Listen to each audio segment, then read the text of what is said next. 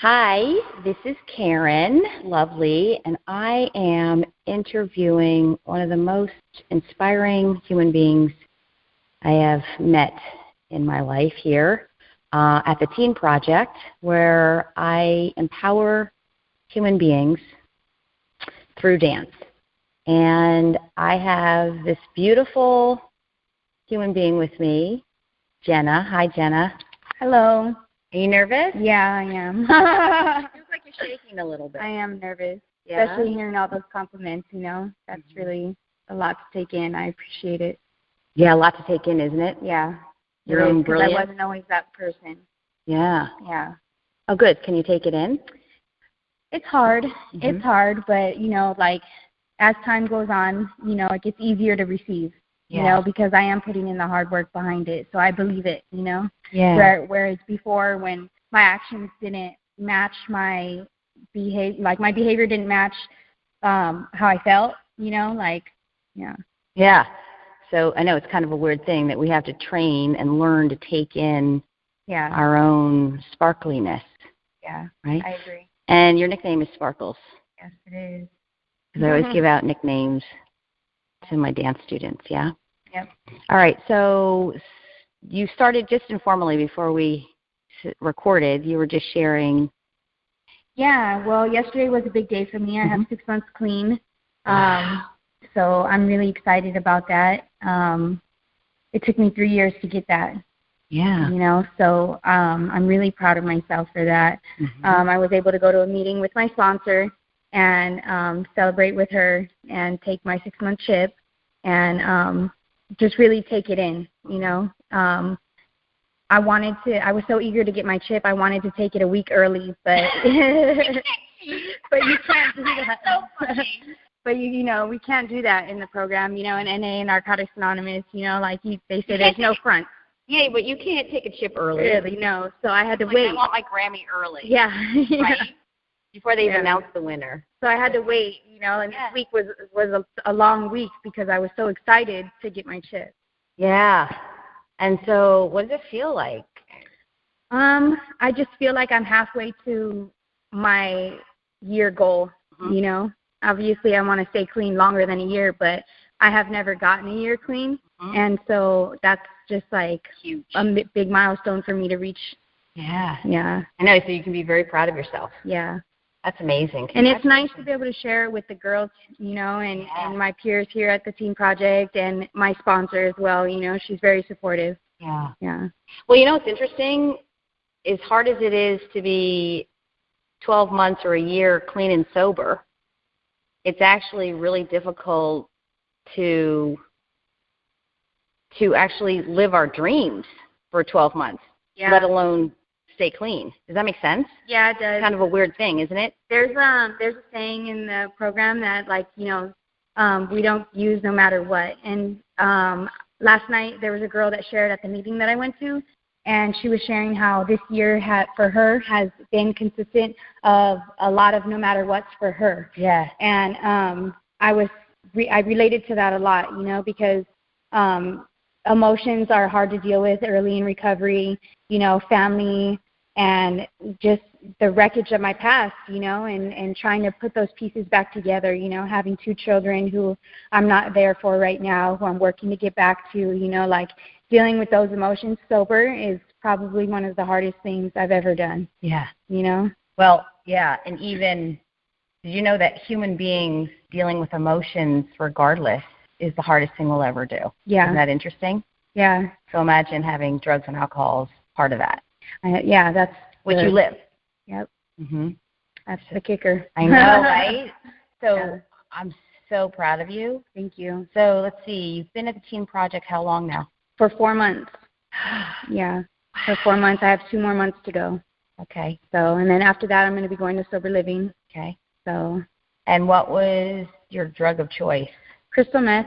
Mm-hmm. I was never a big drinker. Yeah. I didn't really smoke much pot. I did when I was younger. I didn't, but it wasn't my poison. Yeah. My poison was crystal meth. I started using when I was 25 in 2016, and for 3 years I've been using, and trying to stop, and it's been one of the most difficult things I've ever had to do in my life. Mm-hmm. Yeah. Yeah.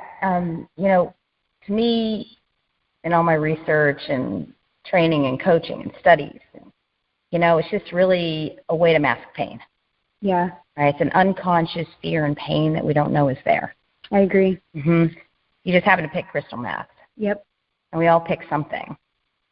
Yeah, I noticed before I did drugs, I had a problem with myself. I had a problem with my life being unmanageable, and I was the only one who couldn't see that. Exactly. Other people would tell me, like, hey, these are red flags, like maybe you should do something about this or that, but I was in denial, because I didn't have a drug problem. So I used that as my reason for justification of, behaviors that should have been corrected a long time before drugs even entered my life, Exactly.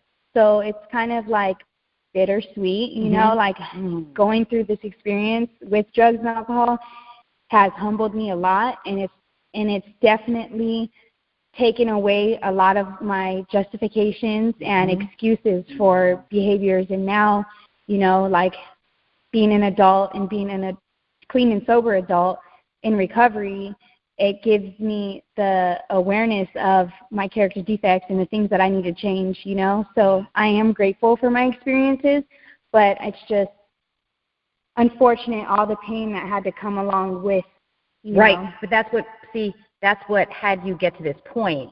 Yeah. It's a human condition to put ourselves in crisis. Yeah, they say pain is the best motivator. It is. Only through crisis are we most motivated to change, and I say transform. Yeah. Get a do-over. They say, like, in the rooms, they say, the gift of desperation, and that's something I experienced, Yeah. Especially because I've never been able to get clean on my own, Unfortunately, like, it takes... Nobody can. It takes going to jail for me, and so, I have a lot of respect for the women and the girls that come through the treatment center that made the choice on their own to come, like I commend them for that. Me, I had to come through, Los Angeles County, Jail. Sheriff's Department. Yeah. But either way, like I experienced that desperation when I was in jail, and I just made a decision, at that point that this is the last time for me, How many times did you have to go through jail to get to that? 5. 5 times? 5 times over the last 3 years. 5 times. Yeah. Well, it's so funny. It's not funny, but it kind of is. It's the same as in marketing, in sales. They say that we have to be touched 6 to 12 times, or reminded, or go through something 6 to 12 times before we decide to buy. So you finally bought your power, your truth. Yeah? Yeah. You had to keep making mistakes, but that's how it goes. The more and more I understand this, especially with hardcore drug addiction and sex addiction, it's like it takes one failure after another failure after another failure. And I live it in my own life. I failed so many times, and I was just waiting to pull the trigger, and I had a really good excuse, losing my sister. But I had so many other tragedies before that. Why did it take so long? See? Good question. Right. Because the pain was so unbearable. I believe that. And we have to hit rock bottom. That's the thing, isn't it? Yeah. Hitting rock bottom. Yeah, and then, sometimes you don't realize, for me at least, in my experience, I thought I had reached rock bottom plenty of times before. Yep. But then once I got to the place of desperation that I was this last time, I realized I had never experienced these feelings. Exactly. Like they weren't even close to the feelings that I felt in the past. Right. And as painful as it was, I am grateful for the experience, because without that I would not have the motivation I have right now. Yeah. Everything would still be, everybody else's fault. And I'm just glad and grateful that I no longer have that view, because I don't have to be a victim anymore. I can, stand up and take charge of my life and, have the power within me to create my life the way I feel I deserve it. Yeah, exactly. So you started your sobriety before you even came to the Teen Project. You were in other programs before this. Yes, I was. Okay. I've been in several programs.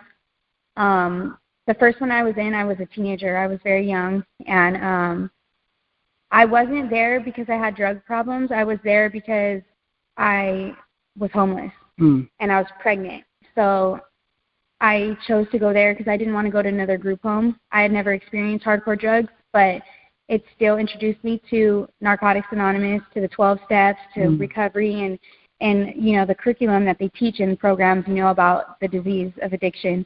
And so it kind of exposed me to some knowledge, but just knowledge of these things didn't prevent me from doing it myself, like it just took me longer to actually experience it myself. But something that I realized is, because I've tried to go over in my brain over and over again, like thinking, why did I start using drugs in the first place? I was older. I was 25 years old. My parents were drug addicts, my siblings, my friends, my significant others, and it was something I never wanted to do in my life. But I became so broken and I was so depressed, and I was going through a crisis, and I didn't realize I was at a turning point. And I think that if I hadn't have done drugs, I may have been suicidal. And that's something that I've never experienced in my life, like wanting to take my life. And I think that me doing drugs at that time saved my life, or saved potential other things from happening to me, but it opened the door for all these things to happen at the same time. It was kind of like I call it a double-edged sword. Yes. The grass is never greener. No. And the path is already destined. In other words, it's one of those things that you weren't waking up. You weren't, getting the messages, so to speak. We don't get the messages till the pain is so great that it's do or die.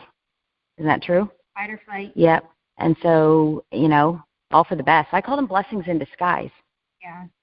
Losing my sister was tragic, but I believe in reincarnation. I believe in the spirit world, and I believe in so many bigger things, bigger outside of myself, that people say, oh, I'm sorry, but no, she made her choice. It was the greatest blessing of my life to lose her and try to take my own life. I can say that now. Yeah, I think I can agree, on a certain level, because if you don't go through those feelings, then it doesn't empower you the way it can. It can be very empowering if you turn it around, For me, I feel the desire to share my story, and so I decided to write a book, Yay. So I started it, and I don't know the first thing about writing a book, I don't know. I just put the pen to paper, and I just started from the beginning and sharing my testimony, and I don't know exactly when I'll publish it. I don't know, but I started it, and for me, that's a big accomplishment, because I feel like my life and my story won't be in vain. I feel like somebody else will relate to something in my story, and it could save someone from experiencing something I experienced that I didn't have to, Yeah. Like a lot of my elders have said, we went through it so you don't have to. We're trying to help you not do it. And unfortunately, I was the knucklehead that had to learn the hard way, Yeah, but we all do. And we all do. Yeah. And I just hope and pray that there's something in, my story that, another young woman or anybody, human. Can get empowerment out of, because, for me, that's me sharing my experience, strength, and hope, to help. Yeah. And you already are. That's what my podcast is all about. So you'll have no idea how much impact you'll have on people. Even if like a tenth of them tell you. Yeah. We just have no idea. Do you understand? And so just know that you already are. It's just one person at a time. Heart smile. That's what makes me feel like, I wouldn't trade anything You know, exactly. As painful as it is, you know, as many people as I've hurt, as many people that have, you know, gotten the shitty end of the stick, you know, because of the choices I've made, you know, like the only way that I can live with myself and live a great life after all of this is to share it. Well, that's the whole deal. That's part of the 12-step program too, isn't it? Just to keep sharing. And it's part of the transformational healing process to share. Yeah. So we're happy with your sharing. So is there anything big you want to share before we move on to the dance class, you know, to talk about that? But is there anything that you'd want to say to someone listening, going through hard times?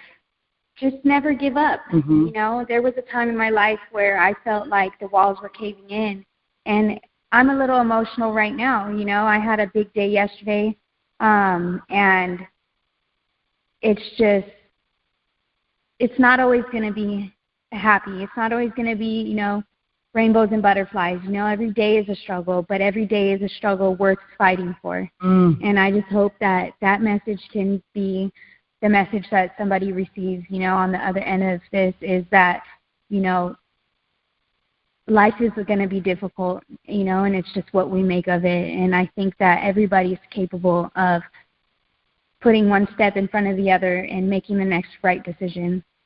Yeah. So I know it's about sharing and empowering the next person, but it always has to be you first. Yeah. Just like on an airplane when the oxygen masks come down out of the panel up above, what do? We have to put ours on first. Exactly.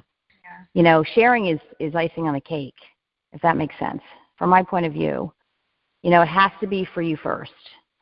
I agree with that, and it took me a long time to learn that because I became a mother really young, and so for many years it was just provide for my children, provide for them, and I never really learned how to care for myself, let alone care for them the correct way, you know, and that's something I had to face too is, you know, I haven't been the perfect person. I haven't been the perfect mother. I haven't been the perfect sibling or daughter, you know, because I never put me first. Yeah. And that's something that I'm learning to do here. And I've been learning a little bit here and there throughout all my trials and tribulations over the last, well, I guess my entire life. Right, yeah. But here I've been really putting those things into practice, and that's because I finally, for the first time, decided to get a sponsor. Yeah. And I look at a sponsor as a mentor, as a coach, as somebody to guide me through the 12 steps of Narcotics Anonymous is the fellowship I choose, you know, because of my drug of choice. But it's a spiritual program that is designed for a better way of living.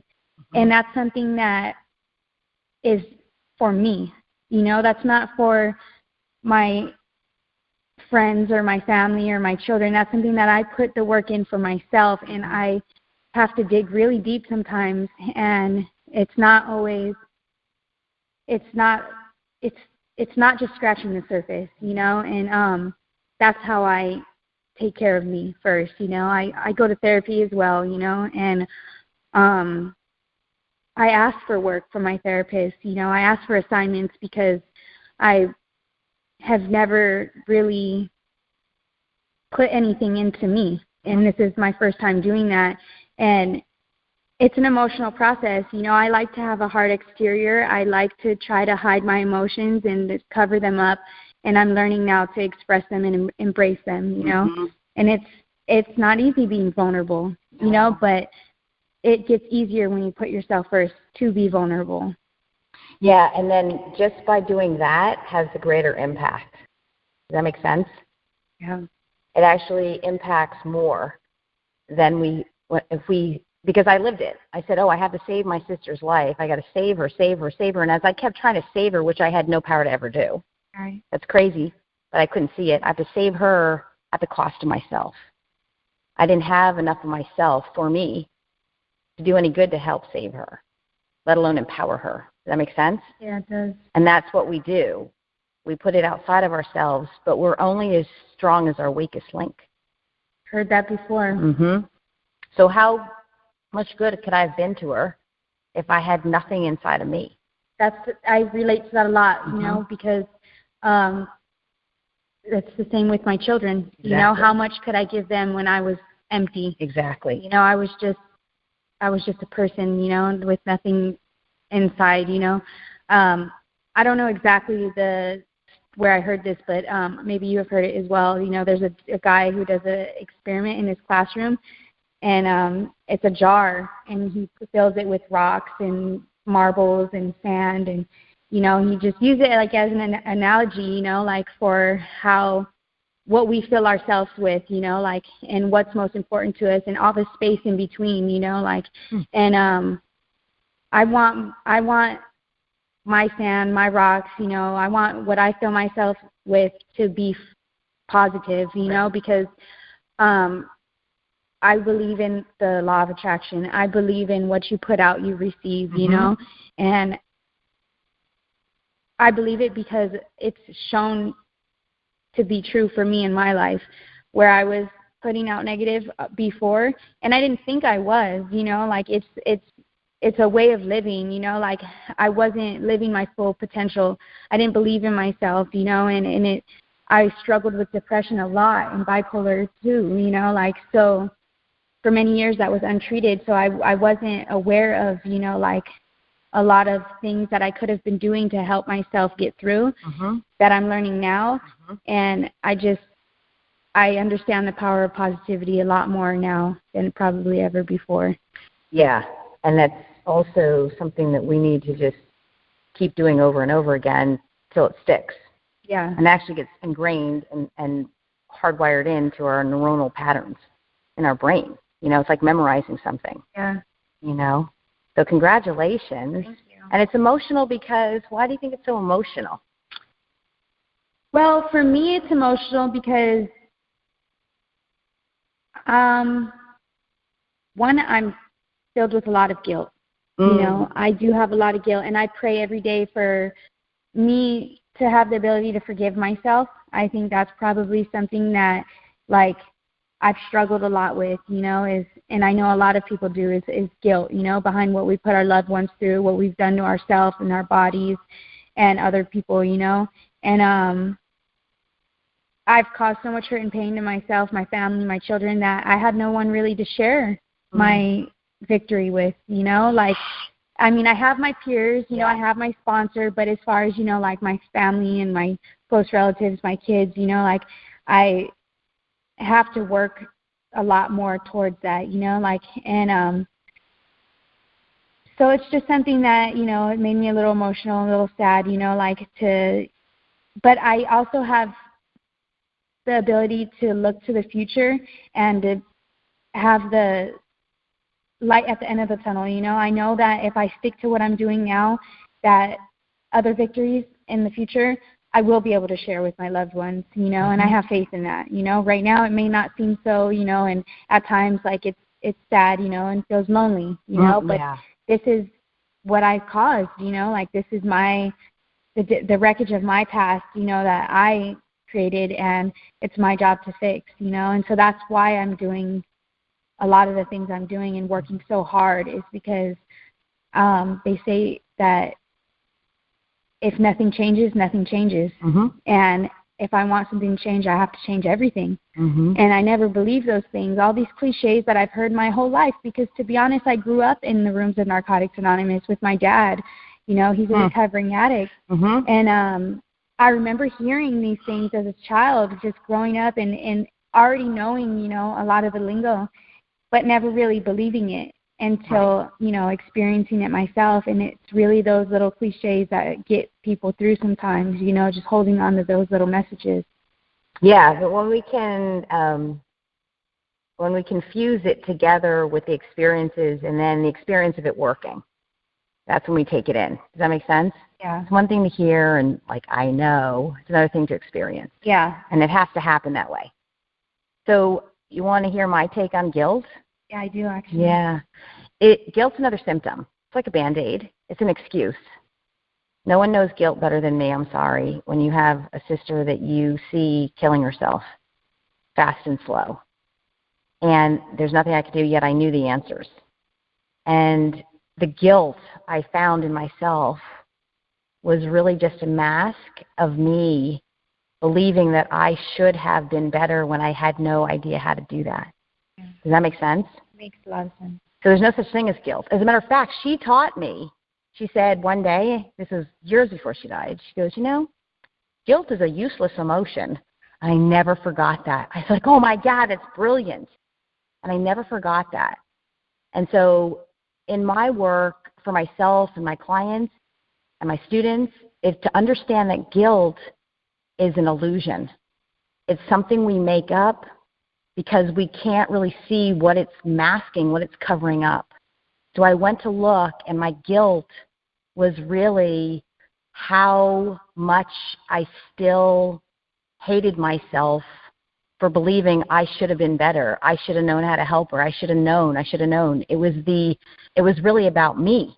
So instead of just the moment I accepted, oh, wait a minute, for me to believe that I had the power to even save her life or anybody else's is a lie. It's a facade. Who do I think I am? God? No. Do you understand this? Yeah, I do. So it was easier for me to put it into guilt because I couldn't see the blind spot of going, it had nothing to do with guilt. It was I thought I had some crazy godlike power to control her into not killing herself. Does that make sense? Yeah, it does. And I didn't see it. I didn't know. So the only thing I could come up with is I'm bad because I failed. Yeah. When underneath it, I just felt like a failure. The moment I just said, oh, my God, I feel like a failure, but is that true? In fact, I was the only one in therapy trying to help her. I was the only one telling her the truth. I was the only one holding her accountable. And that's when my guilt disappeared. I couldn't see it. Does that make sense? Yeah, it does. It's very deep. Yeah, it is, actually. Mm-hmm. It is. And, I believe that as well. I believe that, and sometimes I'll get stuck in those feelings, and it'll take hearing something like what you just said, to get me out of it, or, maybe journaling, or, just like daily reminders, they say it's a one day at a time thing, and sometimes it's 1 minute at a time, and that's true too, Right. Because it's easy to fall back to guilt. It's easy to fall back to pain and fear, and because that's like my default. Exactly. That's what I'm used to. I'm not used to, being empowered. I'm not used to feeling the forgiveness that I have. Sometimes I feel that. Sometimes I don't. And it's a matter of the consistency. And that's why I have to work so hard daily, with my sponsor, with my peers, with my therapist. And because like you mentioned a minute ago, I have to retrain my whole brain, and it's one of the most crazy experiences I've ever Welcome to my profession. Yeah. I have to train human beings to use their brains for them and not against them. Yeah. It's like almost stupid.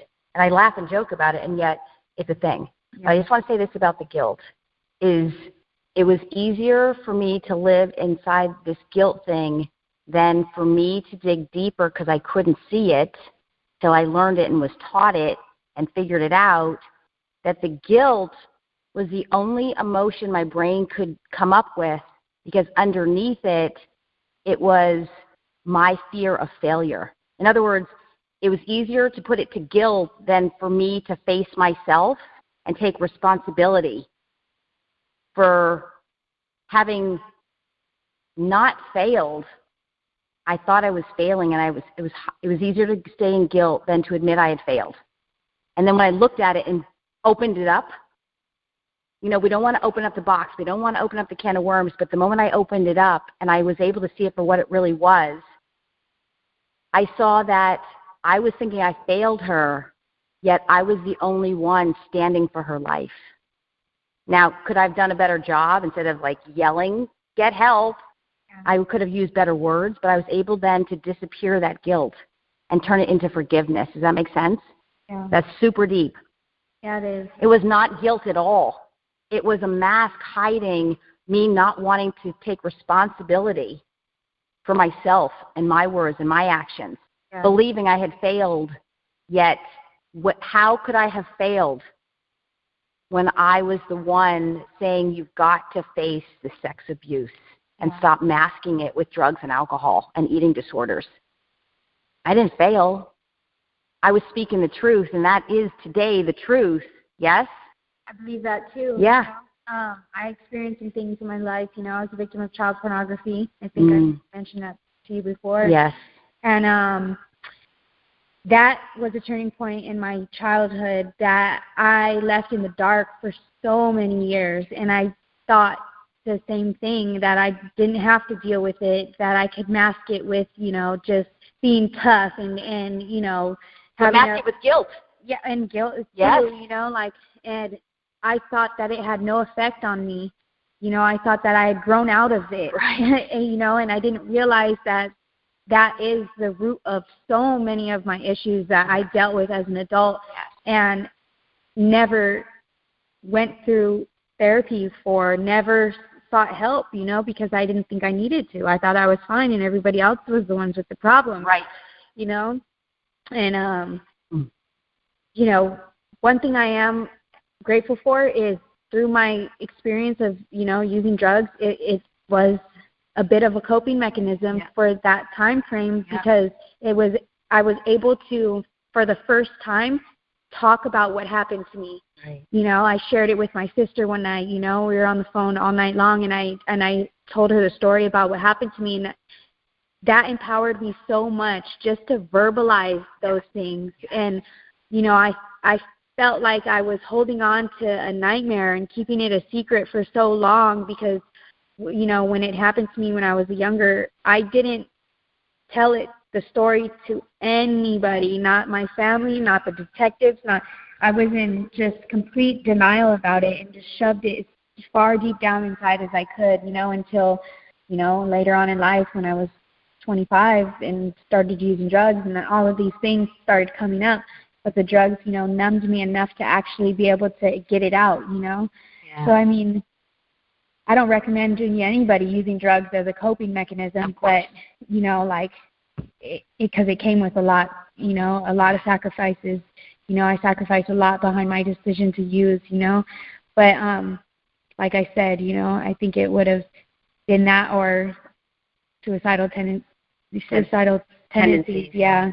Right, exactly. And I call it slow suicide. You were actually killing yourself slowly. Yeah. Weren't you? Yeah, I was deteriorating. Yes, oh, my God. I only used for 3 years, but I lost my mind. I literally went crazy. I was in mental institutions, in rehabs, in jail, and just this revolving door that was so sad, of homelessness and, stubbornness and, self-sabotage. It was, but it was all part of, the process to get me here, so I can't, absolutely. I wouldn't change it, I just have to make the best of it, I don't want to go through any of it for nothing, Yeah, of course, and it's not for nothing. You brought it upon yourself, like I brought all my problems upon myself for a reason, to become stronger. Yeah. Right? And more self-loving and more self-evolved so that you can pay it forward and give back. But it's coming up right now. I want to say, back to this guilt thing. Guilt is just the useless emotion that keeps us down.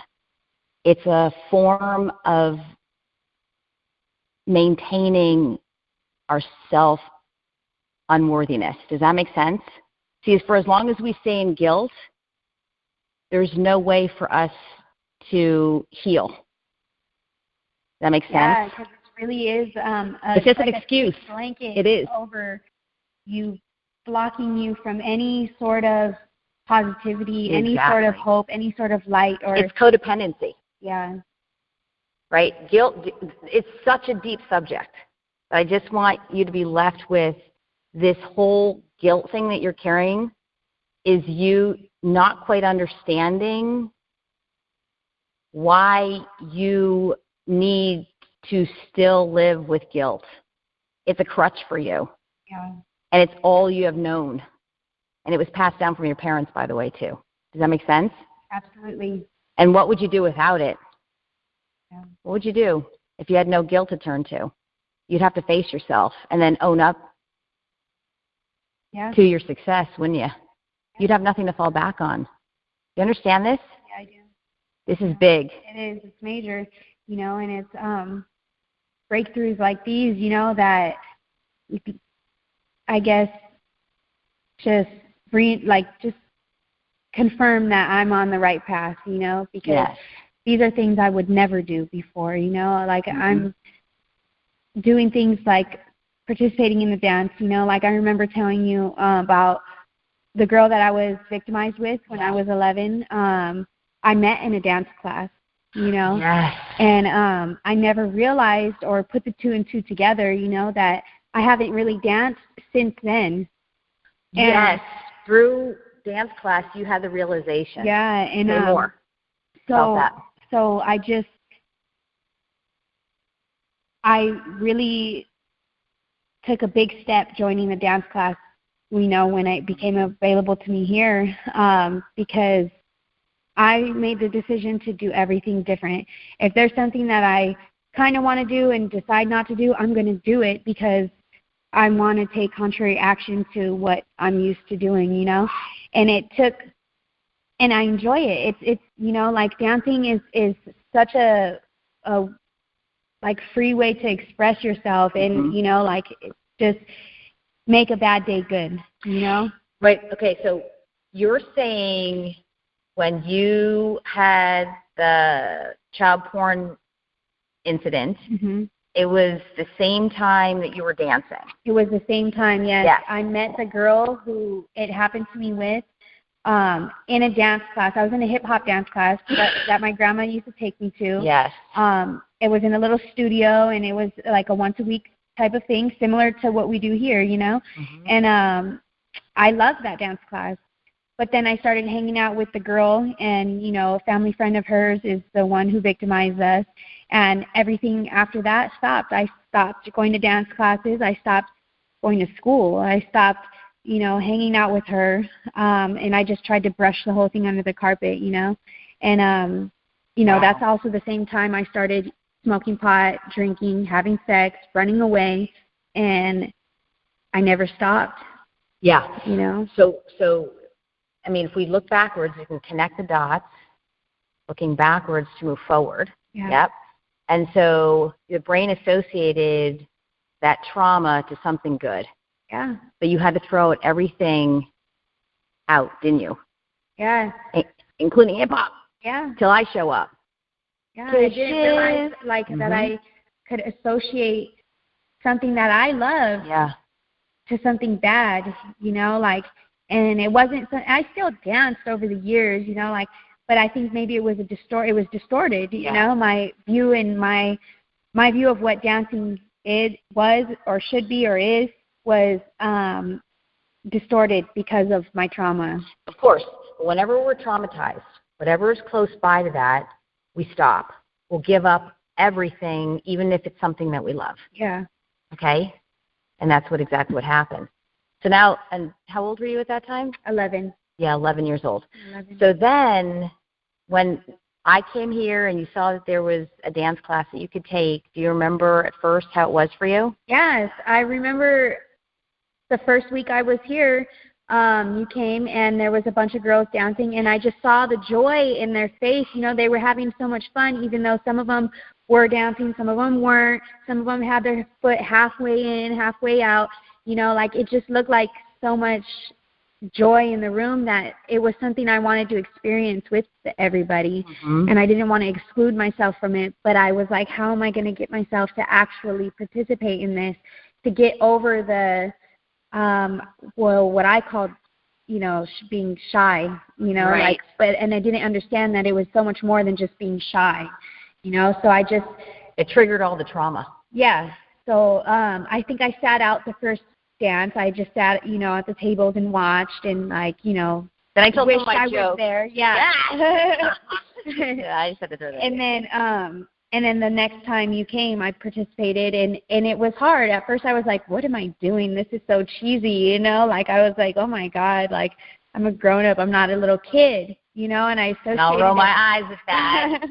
I associated it to that, though, like this is for children, you know, like because that's how I thought it was a negative thing, you know, and but as time went on, I realized that was a very another distorted thought, you know, like because there is no age on dance, you know, like there's no age on anything creative like that, you know. Exactly. And I am an artist myself, you know. I like to draw. I'm good at it, you know. I like to paint. I like to do things with my hands, make jewelry, and, you know, there's a lot of different creative things that I enjoy doing, and dance was one of them when I was young, and it just feels great to be a part of it again.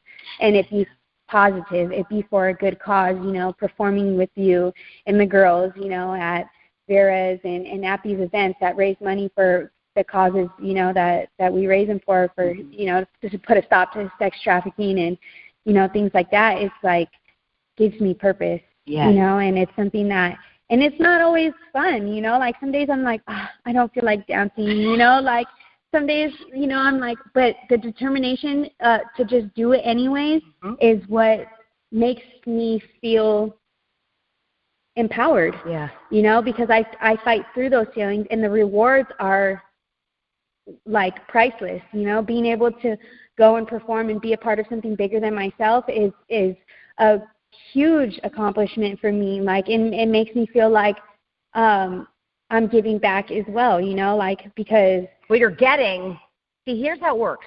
You're receiving so much, you have no other choice but to give back.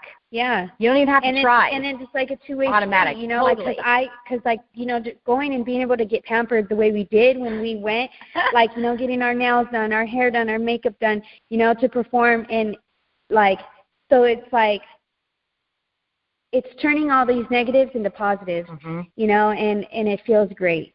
Yeah, well, everything you've been doing, the therapy and the program and showing up to meetings and everything, had you build up to a certain point that you could override in your mind the things that would stop you to keep showing up. And there's something called social proof, meaning you saw all the other students, you saw the other women, you saw, and you wanted to be part of that. Who doesn't want to be part of the party? Right. The sober, happy, dancing party. Yeah, I don't want to be on the wall. I know, exactly. You don't want to be a wallflower. Yeah.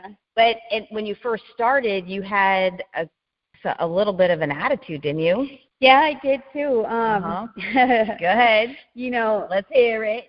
I've always had a hard time taking direction. You know, having an instructor, you know, like give me very strict directions on what to do, how to do it, and that's part of being a student. You know, being a student requires taking direction, and you know, I knew that being in the dance class was something I wanted to do. You know, and I felt like I put myself out there in a bigger way than anybody else would even notice. Exactly. You know, but for me, it was huge. Like, I put myself in this, I made myself so vulnerable. No one else knows this, just me, but the feeling was so strong that I wasn't willing to get kicked out of the dance class. I wasn't willing to jeopardize not having my spot in the performing, you know, like when we performed, because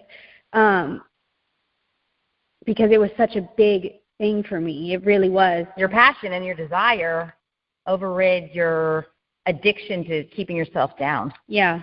And your addiction to staying in guilt. Do you see this? Yeah, because self-sabotage is second nature to me, you know, like if somebody tells me what to do, you know, and I get an attitude and I take it, I go and run with it, you know, and then I always put my foot in my mouth, you know, like, and I'm glad that I was able to change my attitude. Me too, because it was a huge transformation. Thank you. Yeah, I mean, incredible. So do you remember at first what it was taking direction? Yeah, what would you used to talk back? What would you say? Do you remember? I don't really remember. Oh, I can't do it, or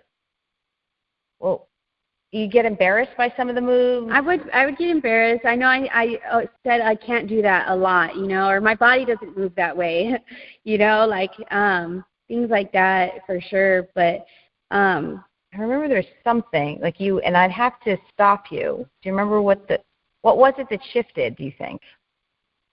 Okay, well, to be honest, once I knew that we had to perform our dance,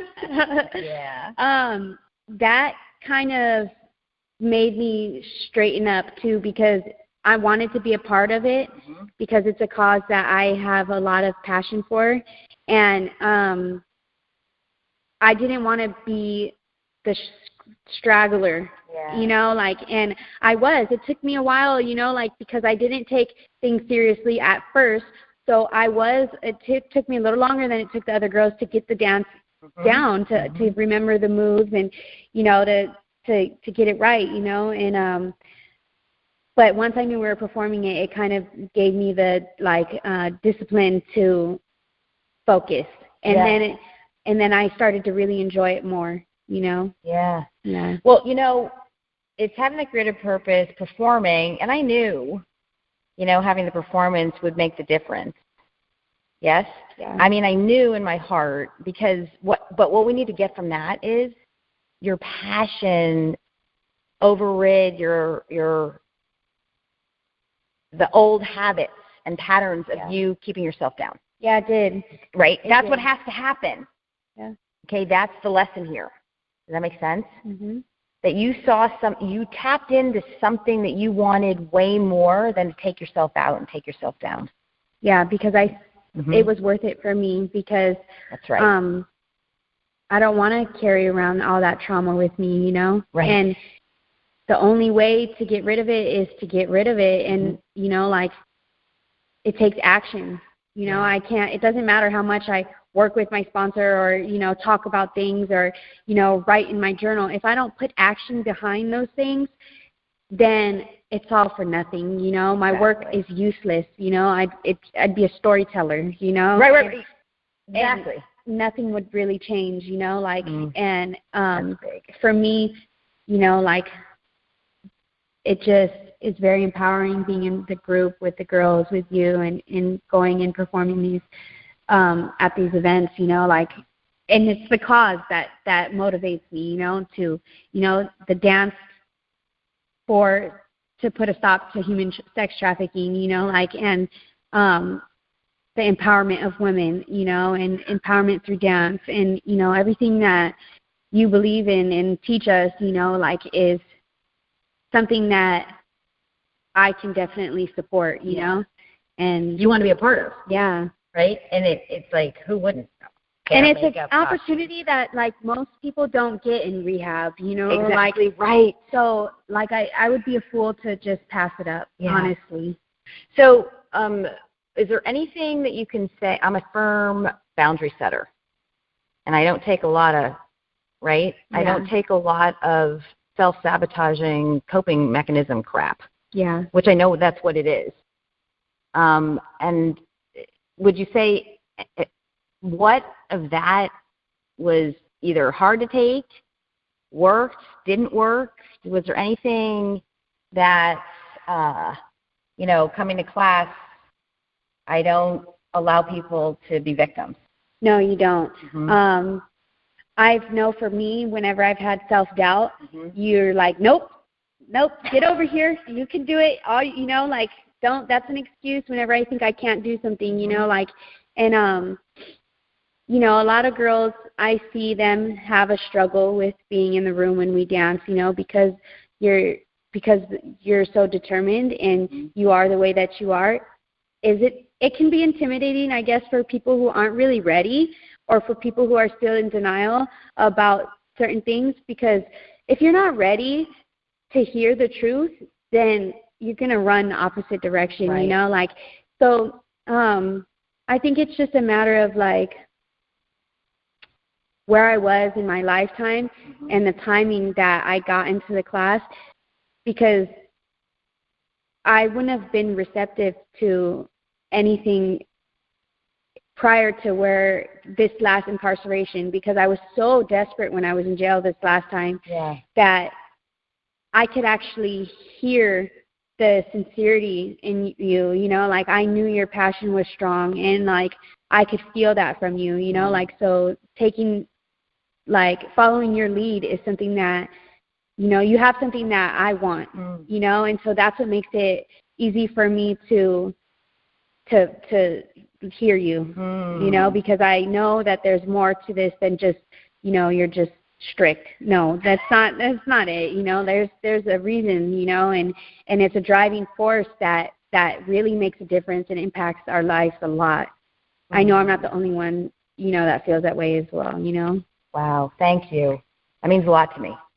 You know, that's the thing that I didn't have when my sister was going through all her stuff, and I tried desperately. So, but without me failing so hard and without all the guilt that was eating me alive, like killing me, you know, and everything I went through, I wouldn't be here. So her life was not in vain at all. It was on purpose, wasn't it? Yeah, it's a blessing. Yeah. So it's given me this. I get like do-over, and she's always been in a better place.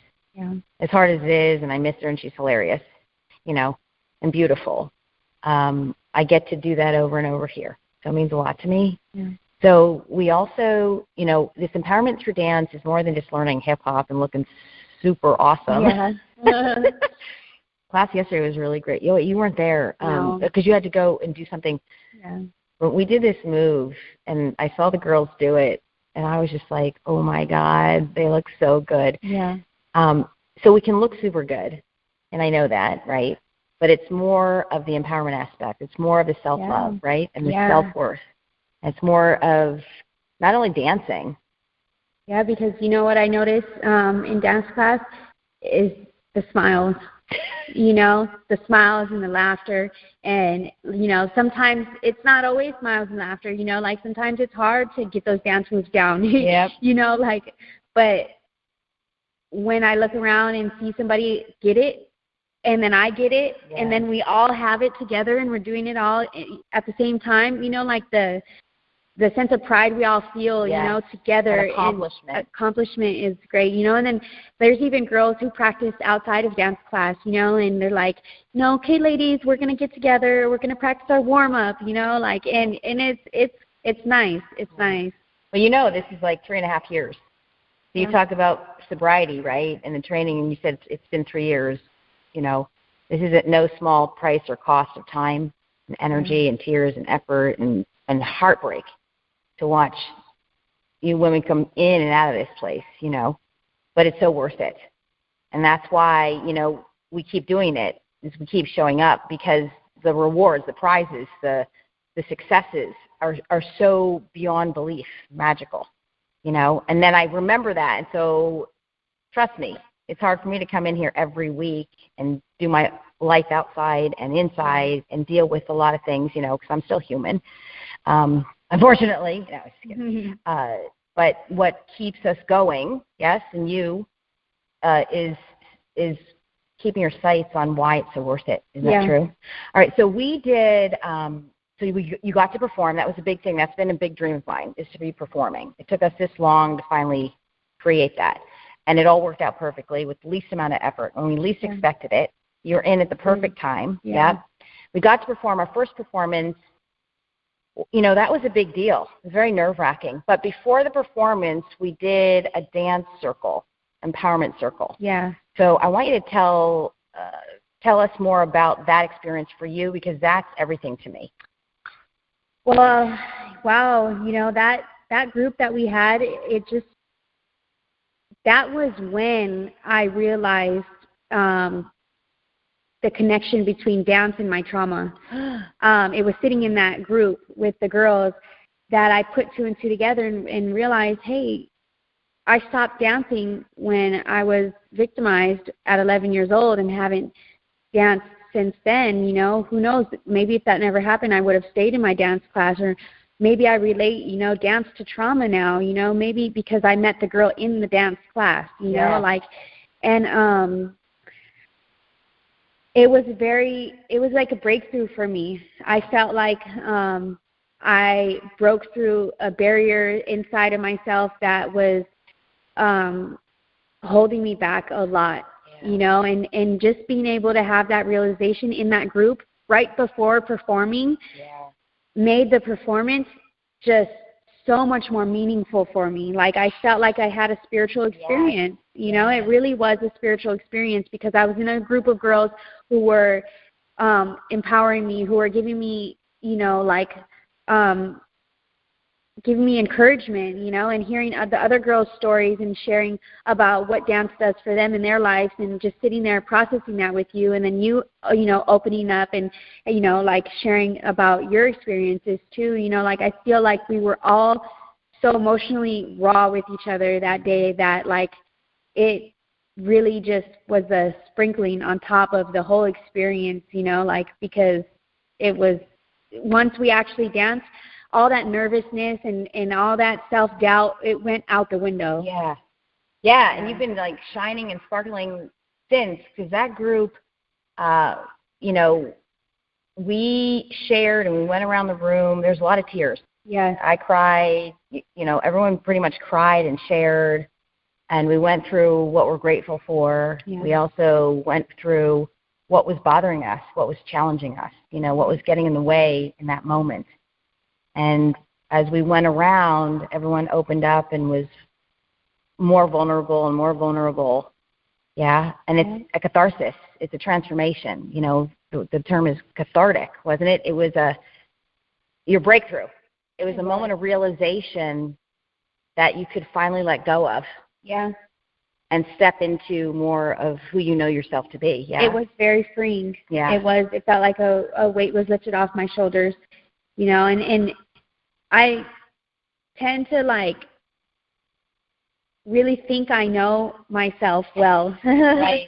Nobody knows me better than I do type of thinking, and when I have breakthroughs like that, it really hits me hard, because I feel like I should have known this already, like there's that guilt. Yeah, but I couldn't have until going through the experience, everything that it took leading up to sitting in that group at that moment with the girls and you, and having that realization, and then it was like the weight on my just flew off of me, like and it's breakthroughs like that make it worth the work. Yeah.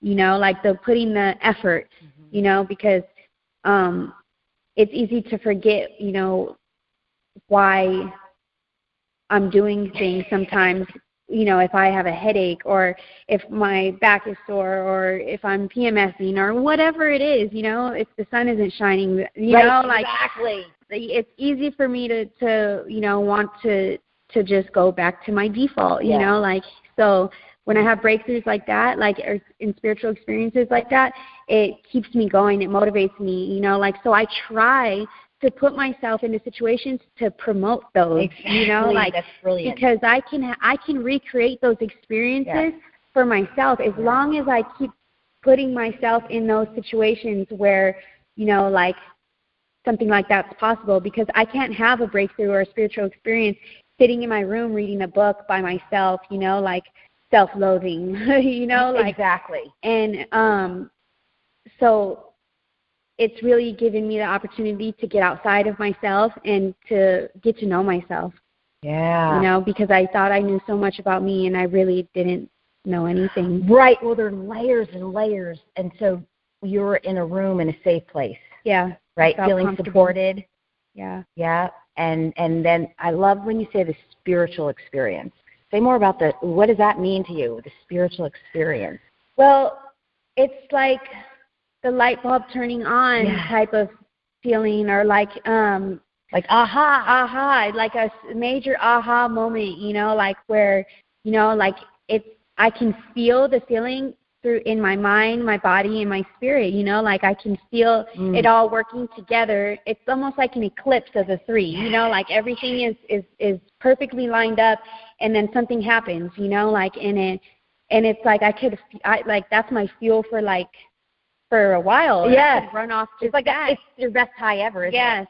Yes. It's that moment where you realize the connection and you can disconnect it. And those are things you can't force. No. Like it's like you can't force those things to happen. All I can do is put myself in the right situations to hopefully maybe have those experiences. But like, I never thought that I never thought a spiritual experience was real. Yeah. I never thought, like, until I started experiencing them myself. And again, it was only through the desperation that I felt when I was incarcerated the last time, and the willingness to do whatever it took this time to make sure I didn't repeat what I did last time in my recovery, And it was a breakthrough for me that I'll never forget. Yeah. It was like, I just want you to know that everything I've been working for within my own private practice and my own career, my own recovery, my own healing, yes, and then teaching and then being here for 3.5 years, culminated into that group, into those moments in that group. You understand? Like everything came into such a profound experience that is also spiritual for me. Yeah. That I couldn't be more, like that was the best part of everything. It was, I agree. Mm-hmm. I mean, it was really one of my favorite moments out of the whole experience. Me too. Because it takes a lot for me to cry sometimes, and and then to feel comfortable in front of people crying and breaking down some walls that are normally like 11 feet high and, and 11 feet wide. Exactly, so when something is powerful enough to break those walls down and give me the ability to have an experience like that, I cherish that, because it's groundbreaking for me, Mm-hmm. Well, that experience elevates me to different dimensions. Yeah. Right? I agree. Yes. It's a very cathartic, yet it's a superhuman experience. Isn't it? Yeah. Yeah.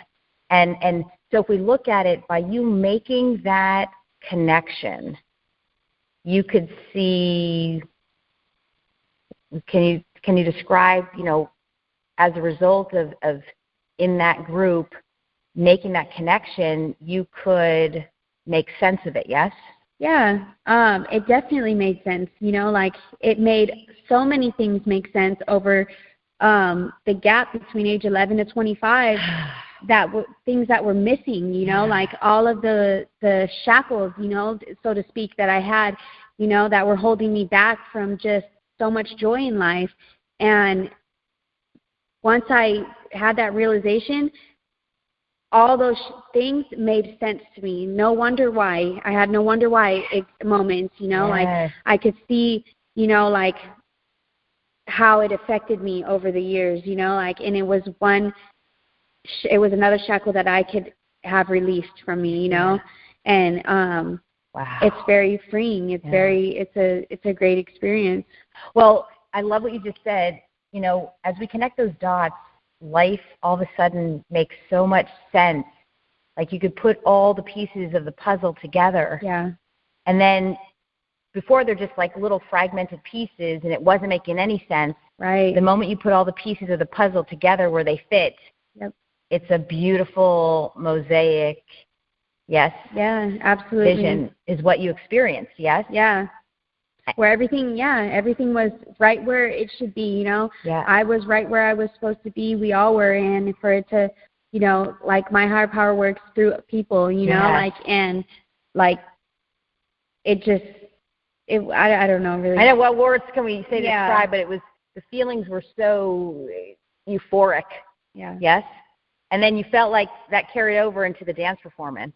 Yeah, it did, because it was what fueled me, you know, like it was like the gas, it was like my driving force, so I was able to really feel that passion through the performance, I was really able to express myself through dance, express my pain through my trauma, through the dance experience and performing it in front of all those people who were there to support the cause. Yes. We had no more shackles. Yeah. It's like a no-brainer, isn't it? Yeah. You were being dragged down and held hostage, so to speak, by unconscious shackling. Yeah? And to let go of those shackles and be free gives you the fuel for the passion to emerge. Yeah. Is that how it feels? Like if we were to put it in words, and then when you got to the performance, there you were, brighter than, any star in the sky. Yep. Right? That's how I felt. Yeah. Absolutely. And, I think, how did we come up with your nickname, Sparkles? It's so appropriate. I don't know. Where did I come up with that? Gosh, I don't know, but it's so perfect for you, and really beautiful. Very wise. Your experiences brought you all this wisdom, too. You're also an old soul. I've heard that my whole life. Yeah. My grandmother used to tell me that when I was young. Yeah, and that's a good thing. Yeah. Because then the wisdom that comes in, you don't mess around. Isn't that true? Yeah, it's Use it for good and not evil. Yeah. And so that's what's been showing up over and over and over again. So I am so proud of you. I am so, words can't express how much this means to me, and in honor of my deceased sister, for you to share all these experiences and to pay it forward. I really appreciate that, and I thank you too, for coming out and dealing with us every week. I know it's twice a week, you put a lot into us, and you believe in us, you advocate for us, and that's something that's priceless because, a lot of us could feel like we don't deserve that. A lot of us could feel like, we're worthless or, just all the different feelings we come off the streets that we have to, work through. Mm-hmm. And you bring encouragement, you bring advocacy, you bring just all these different things, that really make a big impact in our lives. Oh, so thank you. I just hope that we all appreciate you. I know I could speak for me and all the girls. Oh, I really appreciate that. And I would say it's a tough love approach. You're saying something that just slipped my mind, but I really appreciate that, and it means a lot, to hear, because sometimes I never know. Right. Am I making a difference? Are they paying attention? And so I think it's a feeling that you talked about. So to have you share all this information in terms of inspiring the next person, the next person, the next person, you have done that more, and like I said, in so many grand ways that you just sharing from your heart today with me completely has an enormous ripple effect. It's the domino effect. And yeah. There's a saying that my dad told me once, and it says that you can't change the way you act. You can't, I can't think of it right now. That's okay. Take a moment. Okay. It says you have to live your way into better thinking. You can't think your way into better living. Oh, there it is. I didn't get it. It took me a second. But that for me is the point is to what I was trying to say in the beginning is it takes action. For many years I thought I could read self-help or I could, just listen to motivational things, but not really apply it to my life, and that saying that he told me stuck with me, Say it again. You can't think your way into better living. You have to live your way into better thinking. Bingo. So that's what I try to do today. I try to live my way into better thinking because I know that my default way of thinking is flawed. Yes. And the only way that I can fix it is by taking action, so. And show up. Yeah. And that's exactly what I'm doing, and I see the benefits, and I just really hope and encourage everybody out there to find that light at the end of the tunnel, find that motivation, because we're all worth it, and there are people that love and care about us, even when we don't think so. Exactly. Even if it's somebody who you don't even know yet, for me, I love and care about anybody that I can relate to or that can relate to me, So I just hope that, anything I've shared can be inspiring and motivational to somebody. Oh, yeah. Well, it's just one person at a time, but here's the thing. Even if not one person ever listened to this, the only thing that matters is that you inspire you. Yeah. That this is your story for you. I do. Yeah. I do agree with that. I do inspire myself too because, these are things that I would normally never do. Exactly. And that's what makes the difference in my life is I have a bright future because of the path I'm deciding to take. Exactly. Yeah. So I can't stress enough, the power of self-evolution is to evolve within yourself an unconditional love for yourself and your inner child. And that 11-year-old girl and that little 2-year-old girl and that little baby within you is, for all of us, the same. No one's exempt. Every human being on the planet deals with that same default mechanism and self-sabotage and guilt. And, but that means on the other side, we all have the light within us. We all have the power within us, yes? Yeah. And so when you just take care of you and love you unconditionally, you don't even have to do anything extra. It just comes forth, doesn't it? It exudes. We exude that energy. Just like you said, you could feel it. Yeah. Now, there's more than just dance. Yeah. And the same goes for you. Yes? Yes. And so, this goes up, and it's on Spotify, and it's on iTunes, and it's on iHeartRadio and radio.com. It's international. It's global. Yes? Yeah. But it doesn't matter. I do this for myself first. And if someone cares to appreciate it and listen, so be it. Yeah. But I'll get comments and I'll hear from people from all over the world, and I never expect it. And it's not the point. The point is you being self-expressed and sharing from your heart. And that's the best way to impact people. Yeah. And it happens over and over again, and you do it beautifully. Thank you. You're just like such a brilliant light and such a gift to humanity. I really appreciate that. Yeah, and you're just very special, so thank you so much for being on the podcast. I appreciate it. Thank you for allowing me to do this.